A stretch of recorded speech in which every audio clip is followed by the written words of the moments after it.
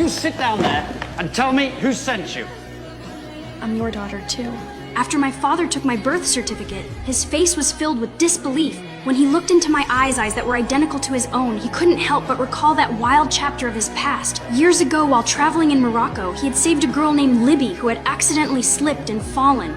The moment their eyes met, they fell in love.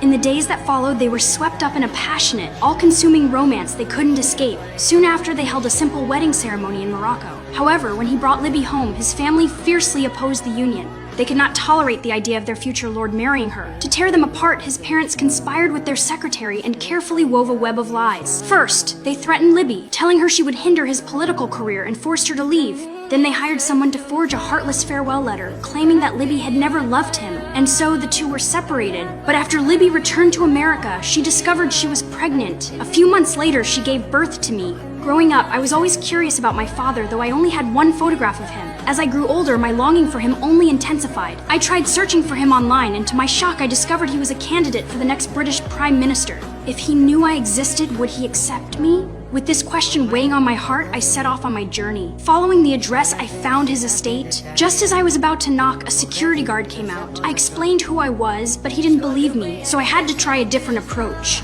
I made my way to a secluded corner and climbed over the wall, gripping the vines as I went. But I wasn't familiar with the layout of the estate, so I stumbled upon a window by accident. The people inside spotted me and mistook me for a journalist, trying to chase me away. Seeing that I was about to be caught, I turned and ran. When I reached a corner, I was suddenly caught in a man's embrace.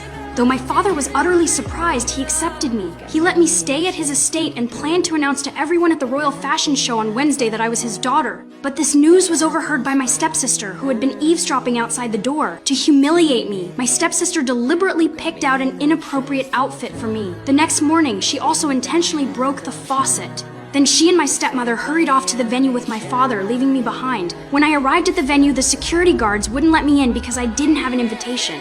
Left with no choice, I slipped in through a back door. Just as I was about to ask a staff member nearby for directions to the hall, they pushed me onto the stage. When people saw me standing there looking bewildered, whispers spread through the crowd, but I quickly composed myself. This was my first public appearance. I couldn't embarrass my father. So I calmly took off my coat, walked confidently across the stage, and my beauty won everyone's approval. My evil stepsister. You've seen Cinderella, right? Let me clue you in. I win.